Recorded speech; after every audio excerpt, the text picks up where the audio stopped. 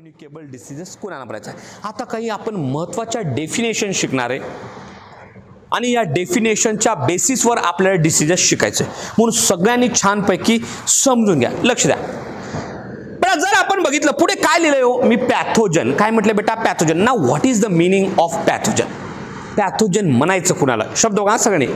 बेटा पॅथो हा जो वर्ड आहे हा काय रिप्रेझेंट करतो. पॅथो हा ग्रीक वर्ड आहे आणि या ग्रीक वर्डचा मीनिंग होतो, पॅथोचा मीनिंग होतो डिसीज.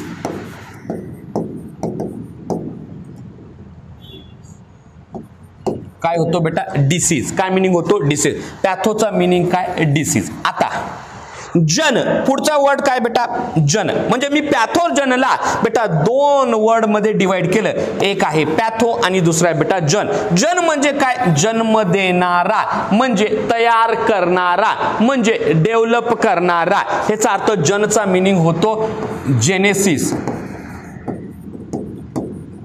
म्हणजेच प्रोड्यूस करणारा. आता बघा शब्द काय लिहिलाय, पॅथोजन म्हणजे डिसीजला जन्म देणारा, डिसीजला करणारा म्हणजे डिसीज करणारा एजंट, त्यालाच आम्ही नाव दिले पॅथोजन.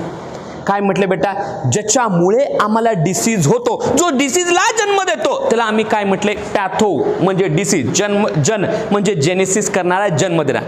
मग पॅथोजन म्हणायचं कुणाला, तर आम्हाला लक्षात आलं ज्याच्यामुळे आम्हाला डिसीज होतो त्याला आम्ही नाव दिलेलं आहे पॅथोजन. काय म्हटलं बेटा, पॅथोजन. मग पॅथोजनचा मीनिंग काय, disease causing organism is called as pathogen. Patho disease, जन्म देणारा, याचा अर्थ डिसीज कॉज करणारा एजंट, ज्याच्यामुळे आम्हाला डिसीज होतो त्या एजंटला, त्या ऑर्गॅनिझमला आम्ही नाव दिलेलं आहे पॅथोजन. काय म्हटलं बेटा, पॅथोजन. काय म्हटलं बेटा, पॅथोजन. याचा अर्थ आम्हाला लक्षात आलं की disease causing agent is called as pathogen. आता मजेशीर गोष्ट, एक्झाम्पल. बेटा जर आपण बघितलं, आपण नेहमी समाजामध्ये एक शब्द ऐकतो, एक डिसीज ऐकतो, तो आहे बेटा एड्स. काय बेटा, एड्स. एड्स म्हणजे काय, ॲक्वायर्ड इम्युनो डिफिशियन्सी सिंड्रोम. काय बेटा, ॲक्वायर्ड इम्युनो डिफिशियन्सी सिंड्रोम. याचा अर्थ एड्स हा काय आहे, सिंड्रोम आहे. काय बेटा, सिंड्रोम आहे. याचा अर्थ एड्स ही डिसीज कंडिशन आहे, डिसऑर्डर कंडिशन आहे, सिंड्रोम कंडिशन आहे. पुढे मग हा एड्स होतो कुणामुळे बेटा, हा जो एड्स आहे ही कंडिशन होते कुणामुळे, तर बेटा एका व्हायरसच्या इन्फेक्शनमुळे होतो आणि त्या व्हायरसचं नाव आहे ह्यूमन इम्युनो डिफिशियन्सी व्हायरस. त्यालाच आम्ही नाव दिलं HIV. काय म्हटलं बेटा, HIV. म्हणजे डिसीज किंवा डिसऑर्डर किंवा सिंड्रोम कंडिशन कुठली आहे, एड्स. आणि हा एड्स कुणामुळे झाला म्हणजे कॉझेटिव्ह एजंट कोण आहे, डिसीज प्रोड्युसिंग एजंट कोण आहे, डिसीज झाला कुणामुळे, HIV. याचा अर्थ इथं पॅथोजन कोण आहे, HIV. Disease causing agent is called as बेटा पॅथोजन. काय म्हटलं आपण त्याला, पॅथोजन. ह्याचा अर्थ HIV हा काय आहे, पॅथोजन, आणि एड्स काय आहे, हे सिंड्रोम आहे. लक्षात आलं. याचा अर्थ डिसीज कॉज करणाऱ्या एजंटला आम्ही नाव दिलेलं आहे पॅथोजन. काय म्हटलं बेटा, पॅथोजन. आता मजेशीर गोष्ट, मग जर तुम्ही बघितलात बेटा पॅथोजन आम्हाला डिसीज करतो, म्हणजे पॅथोजन आमच्या बॉडीमध्ये आल्यानंतर, शब्द बघा, पॅथोजन आमच्या बॉडीमध्ये आल्यानंतर आमच्या बॉडीचं फंक्शनिंग डिस्टर्ब करतो, आमच्या बॉडीचं फंक्शनिंग डिस्टर्ब करतो. याचा अर्थ ही जी पॅथोजनची प्रॉपर्टी आहे, लक्ष द्या सगळ्यांनी, ही जी पॅथोजनची प्रॉपर्टी आहे, कुठली प्रॉपर्टी, डिसीज कॉज करण्याची. ही जी पॅथोजनची प्रॉपर्टी आहे दुसऱ्या ऑर्गॅनिझम मध्ये गेल्यानंतर बेटा त्या ऑर्गॅनिझमचं फंक्शनिंग डिस्टर्ब करण्याची, त्या प्रॉपर्टीला आम्ही नाव दिलेलं आहे पॅथोजेनिसिटी.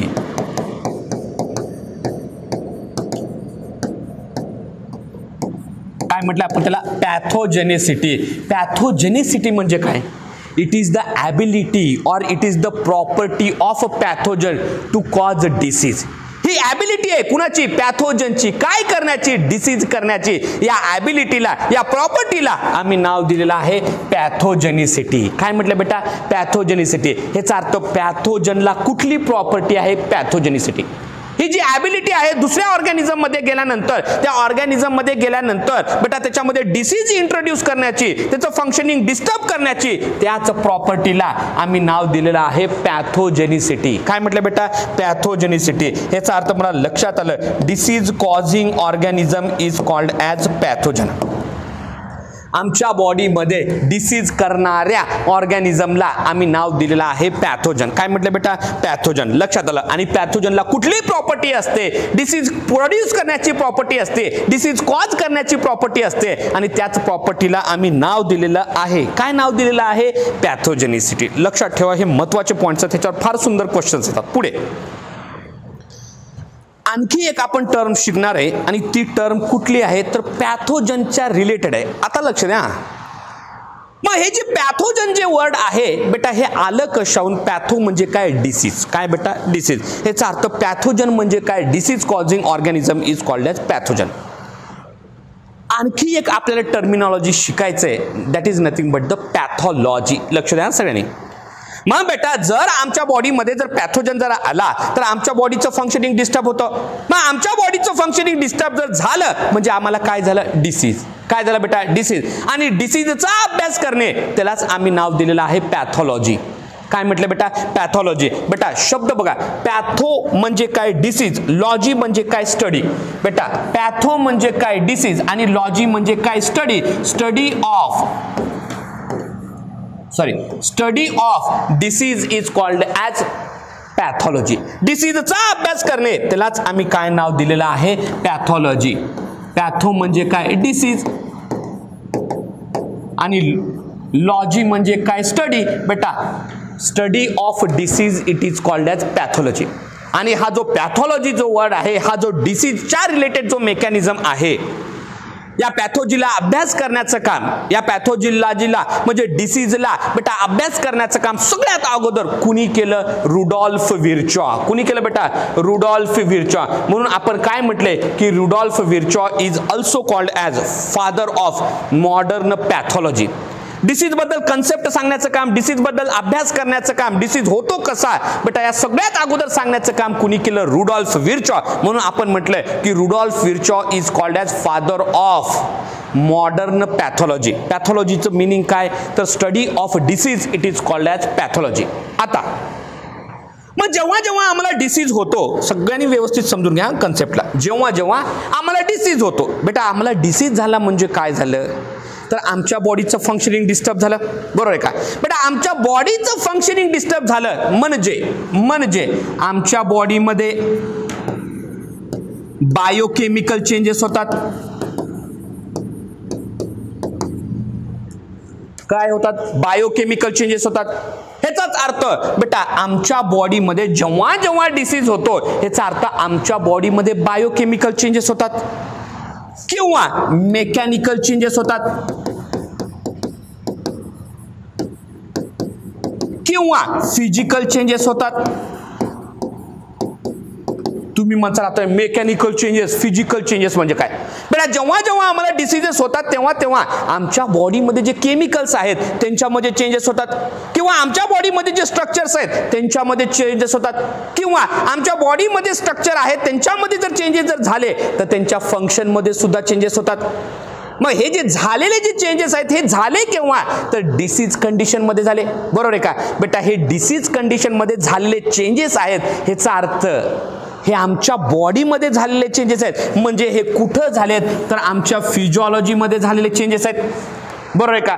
ह्याचा अर्थ बेटा जेव्हा जेव्हा आम्हाला डिसीजेस होतात तेव्हा तेव्हा आमच्या फिजिओलॉजीमध्ये काय चेंजेस होतात, आमच्या फिजिओलॉजीमध्ये काय चेंजेस होतात त्या चेंजेसचा अभ्यास करणे म्हणजे त्यालाच आम्ही नाव दिले पॅथोफिजिओलॉजी. पॅथो म्हणजे काय? डिसीज. फिजिओलॉजी म्हणजे काय तर आम्हाला माहित आहे की आमच्या बॉडीमध्ये ज्याही प्रोसेसेस होतात, जेही फंक्शन्स होतात त्याचा अभ्यास करणे त्याला आम्ही नाव दिले फिजिओलॉजी. बरोबर आहे का? Functional study of body it is called as physiology. मी सुरुवातीला तुमच्या फाउंडेशनमध्ये मी तुम्हाला शिकवलंय फिजिओलॉजी म्हणजे काय. बॉडीमध्ये जे फंक्शन्स होतात त्या फंक्शनचा अभ्यास करणे त्याला आम्ही काय नाव दिले?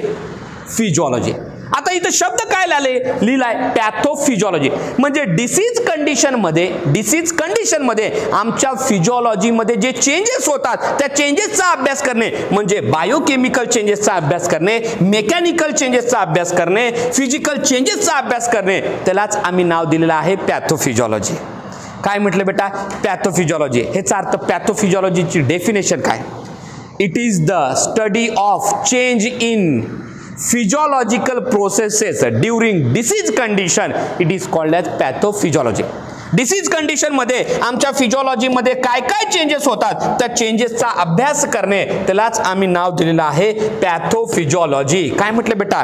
पॅथोफिजिओलॉजी. लक्षात आलं? पहिली डेफिनेशन काय? Study of disease it is called as pathology. बेटा study of changes during the disease condition it is called as pathophysiology. पुढे तिसरी जी टर्म आहे बेटा याच्यावर क्वेश्चन्स येतात. तिसरी जी टर्म आहे त्याला आम्ही नाव दिलेलं आहे क्लिनिकल पॅथोलॉजी. तुम्ही म्हणाल आता क्लिनिकलचं मीनिंग काय? लक्ष द्या बेटा. जर आपण बघितलो तर प्रत्येक हॉस्पिटलवर काय लिहिले राहतं? हॉस्पिटलचं नाव लिहिले राहतं आणि खाली लिहिले राहतं हॉस्पिटल किंवा क्लिनिक. काय बेटा? हॉस्पिटल किंवा क्लिनिक. मग हॉस्पिटल किंवा क्लिनिक कुणाला म्हणायचं? ज्या जागी, शब्द बघा, ज्या जागी पेशंटला ऑब्झर्व केलं जातं. शब्द बघा सगळ्यांनी. ज्या जागी पेशंटला ऑब्झर्व केलं जातं, ज्या जागी पेशंटला बघितलं जातं, ज्या जागी पेशंटला तपासलं जातं त्या जागेला आम्ही नाव दिले क्लिनिक किंवा हॉस्पिटल. काय म्हटले बेटा? क्लिनिक किंवा हॉस्पिटल. ह्याचा अर्थ मला लक्षात आलं क्लिनिक किंवा हॉस्पिटलचा मिनिंग. आता इथं लिहिले काय? Clinical pathology. पॅथोचा मिनिंग काय? डिसीज. आता बघा सगळ्यांनी डिसीज कंडिशन मध्ये आमच्या बॉडीमध्ये जे चेंजेस होतात, बघा शब्द, आमच्या बॉडीमध्ये जे चेंजेस होतात त्या चेंजेसला एक्झामाइन करणे, त्या चेंजेसला बघणे म्हणजेच काय? तर आमच्या बॉडीमध्ये जे केमिकल चेंजेस झालेत त्याचा अभ्यास करणे, केमिकल जे चेंजेस झालेले आहेत त्यांचा अभ्यास करणे, किंवा मायक्रोस्कोपिक जे स्ट्रक्चर चेंज झालेत, मायक्रोस्कोपिक जे स्ट्रक्चर चेंज झालेत त्याचा अभ्यास करणे, किंवा सिरोलॉजिकल म्हणजे आमच्या बॉडीमध्ये जे फ्लुइड्स आहेत त्यांचा अभ्यास करणे, म्हणजे त्या सगळ्यांना एक्झामाइन करणे, या सगळ्यांना एक्झामाइन करणे त्यालाच आम्ही नाव दिलेलं आहे क्लिनिकल पॅथोलॉजी. म्हणजे क्लिनिकल पॅथोलॉजी मध्ये काय केलं जातं? सगळ्यात महत्त्वाचं एक्झामिनेशन केलं जातं, म्हणजे बघितलं जातं. कुणाला बघितलं जातं? केमिकल्सला, मायक्रोस्कोपिक स्ट्रक्चर्सला आणि सिरोलॉजिकल म्हणजे आमच्या बॉडीमध्ये असलेल्या बॉडी फ्लुइडला एक्झामाइन केलं जातं, बघितलं जातं. का बरं बघितलं जातं? कारण बेटा आमच्या बॉडीमध्ये काय झाले? डिसीजेस झालेत. याचा अर्थ डिसीज कंडिशन मध्ये बॉडीमध्ये झालेल्या चेंजेसला एक्झामाइन करणे म्हणजे बेटा केमिकल, मायक्रोस्कोपिक आणि सिरोलॉजिकल एक्झामिनेशन करणे त्यालाच आम्ही नाव दिले क्लिनिकल पॅथोलॉजी. काय म्हटलं बेटा? Clinical pathology. ह्याचा अर्थ मला लक्षात आलं. What is the definition of clinical pathology? It is the study of disease condition by chemical, microscopic and serological examination. बॉडीमध्ये झालेल्या केमिकलला, मायक्रोस्कोपिक स्ट्रक्चर्सला आणि सिरोलॉजिकल बेटा बॉडी फ्लुइडला एक्झामाइन करून बेटा आमच्या डिसीजचा अभ्यास करणे त्यालाच आम्ही नाव दिलेलं आहे clinical pathology. It is the study of disease condition by clinical, microscopic and serological examination. It is called as clinical pathology. लक्षात आलं? याचा अर्थ क्लिनिकल पॅथॉलॉजी ही कुणाची ब्रँच आहे? पॅथॉलॉजीची ब्रँच आहे. पॅथोफिजिओलॉजी ही कुणाची ब्रँच आहे? पॅथॉलॉजीची ब्रँच आहे. याचा अर्थ मला लक्षात आलं. मेन कुठली ब्रँच आहे? पॅथॉलॉजी, आणि त्याच्या अंडर सब ब्रँच कुठल्या आहेत? पॅथोफिजिओलॉजी अँड क्लिनिकल पॅथॉलॉजी. लक्षात आलं? मग पॅथॉलॉजी म्हणजे काय? पुन्हा एकदा मी तुम्हाला रिवाइज करून देतो. Pathology, study of disease, it is called as pathology.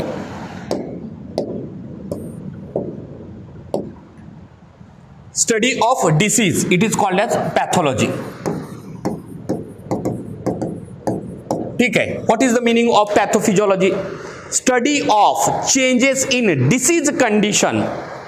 Study of changes in disease condition, that means changes in number 1 biochemical, second mechanical, third one physical changes. It is nothing but the pathophysiology. ह्याचा अर्थ बेटा study of disease condition by observing physiological changes.